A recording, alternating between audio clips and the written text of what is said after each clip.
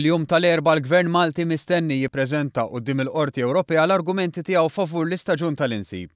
Lejliet din il-preżentazzjoni BirdLife Malta komplit bil-pressjoni biex l-istaġun tal-insib għall safar tal-għana ma jinfetaħx. F'konferenza tal-aħbarijiet kelliema ta' BirdLife Malta sostnew li għalkemm id-direttivi jagħtu lok għall-insib f'ċertu każi, l-użanza u d-delizzju mhumiex raġunijiet validi għall-insib. Żiedu wkoll li l-asafar imsemmija huma protetti u fl-insib ibatu ħafna. Barra minn hekk qalu li bil-ftuħ tal-istaġun tal-insib fl-2014 li hemm kontestazzjoni fuqu, il-Gvern mar kontra parir ta' BirdLife. Min-naħa tiegħu is-Segretarju Parlamentari Rodrik Galdes qal li fis-seduta tal-erba' li saret fuq talba tal-Gvern Malti, il-Gvern jispjega fid-dettall il-pożizzjoni tiegħu. Spjega li d-direttiva tal-asafar tagħti lok li tapplika deroga taħt ċertu parametri, kundizzjonijiet u restrizzjonijiet.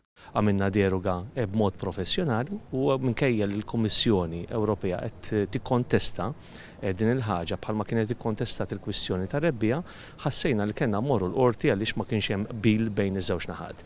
Min-naħa tagħna l-Gvern ser jibqa' dej biex ikun jista' ressa l-pożizzjoni tiegħu fil-qorti u mbagħad nitilqu mid-deċiżjoni tal-qorti meta din tiġi deċiża. Tenna li l-Gvern ma jemminx fl-abolizzjoni totali, imma fil-bilanċ kif l-istaġun kif propost mill-Gvern ta' madwar xarejn huwa ferm iktar limitat minn kif kien qabel id-dħul ta' pajjiżna fl-Unjoni Ewropea. U jemmen li fl-aħħar snin il-Gvern applika deroga b'mod korrett u professjonali.